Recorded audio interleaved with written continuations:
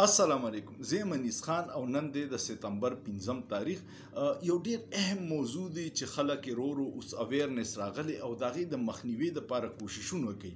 په دې موضوع درته وایم ځکه چې دا زموږ د ځوانانو د مستقبل او د ژوند د فیصلې دي، نو په هغې باندې خبره کول ډیر ضروري ده. د پښتو یو متل دی وایي چاړکو د سرو شوه نو په خېټه د منډلو نه ده. مطلب یې دا دی چې یو شی هر څومره ښه شي خو داسې استعمال یې نه دی پکار چې تا ته نقصان وکړي.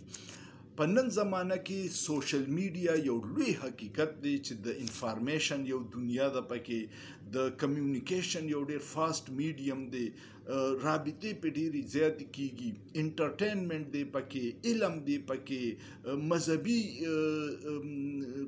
موضوعات دی پکې، تلاوت دی پکې، ګانې دی پکې، فلمونه دی پکې، خو فحاشیم ده پکې. او د ټول نه اهم خبره دا ده چې دغه فحاشي چې کم زمونږ ځوانان ډیر په گرفت کې راغستې دي، د هغې اویرنس پکار دی او د هغې مخنیوی پکار دی.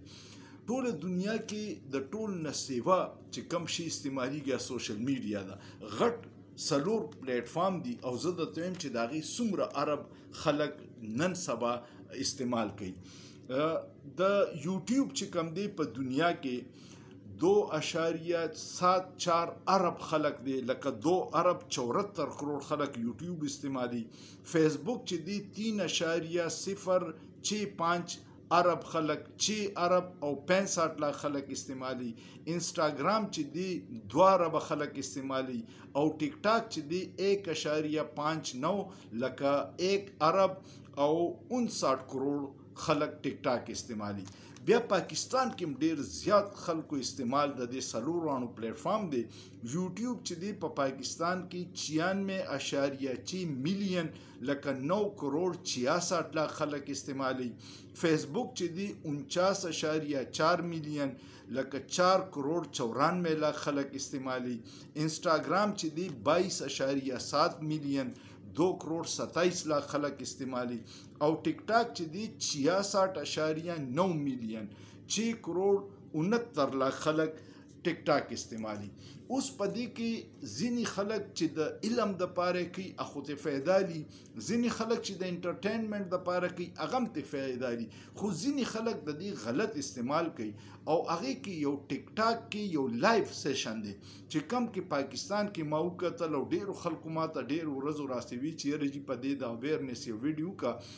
لایف سیشن کې په ټوله دنیا کې کیږي، نو خلک په علمي گفتگو کوي، یو پینل ناسي 3-4 کسان او هغوی پکې د علم باره کې څه ډسکشن کوي، پړه لیکه خلک. خو پاکستان کې پکې یو هلک او یو جینۍ یا 2 جینکۍ یا 2 هلکانې یا ګروپي او هغوی تش کنځلې کوي. او چې څوک ډېرې کنځلې وکړي، فاش خبرې وکړي، هغه ته ډېر انعامونه میلاویږي. نو دا یو وبا غونته، یو ناسور غونته شهور شوی او دا ډیر کم تعداد دی. ته چې وګورې نو دا د دې ټول یوزرز 0.001% هم نه دی. خو مصیبت دا دی چې ته بازار کې ډول له ډب ورکې نو ټول بازار خبر شي چې یو ډول والا ډب ورکړی کې نه 10,000 کسانی هغوی څوک توجه نه ورکوي، خو یو ډول والا چې ډب ورکړي نو ټول توجه ورکړي. دغه مثال د دې لږو خلکو دی چې هغه ټول سوشل میډیا باندې یو الزام را روان دی چې اړو د دې ختمول پکار دي. ختمول نه دي پکار، استعمال مثبت پکار دي. اوس زه اورم چې په مردان کې پولیس والو یو ډېر بهترین اقدام کړی چې دغه ټیک ټاکران دي څه کسان د هغوی راغوښتي دي، اف آی آر پې درج کړي او توبې پیسي. پیښور کې هم دا شی پکار دی. ځینې کسان په دې کې په مختلف بهر ملکونو کې ناست دی او د دې ځای سره کوي. د دې وجوهات که ته پکار دي، ځینې خو عادتاً کوي، ځینو خلکو ته روزګار جوړ کړی، ځینې لاوارثه ماشومانې جینکۍ دي خلکو په دې لار ورچولي دي. نو د دې مخنیوی ډېر ضروري دی. حکومت له پکار دی چې په دې کم ادارې دي چک ساتلو، ځکه چې پولیس سره به سوچ وکړي لیګل چې په دې باندې کم اف آی آر درج کړو. ځینې شیزونو له قانون سازي نشته، نو د هغوی لاس هم تړلی دي. خو تاسو چې څه دله داسې مخې ته درځي نو ریپورټ کوئ، هغه خلکو ته نصیحت کوي چې د پیسو ګټلو نور هم با عزت طریقې کیدی شي صرف فحاشي پیلاولو باندې دا مه کوئ. او دویمه خبره ده چې ټیک ټاک یا دا داسې پلیټ فارم دی په ټوله دنیا کې د هغې یو 18 سال نه کم کسان نشي استعمالولی. دلته کې خو د 3-4 کالو ماشومانو په لاس کې موبایل مور پلار د ځان خلاصي موبایل ولا ورکړي زلی کېوس او هغه بس لاس داسې اړ یو ویډیو ولا راځي نو پای کې هر قسمه ویډیو راتلی شي. نو دې خبرو له توجه ورکې دا څوک چې فحاشي پیلاوي هغوی ته اول نصیحت وکړي بیا یې مخنیوي وکړي بیا یې شکایت وکړي پولیس ته په اف آی آر درخواست ورکړي چې دا شی ختم شي.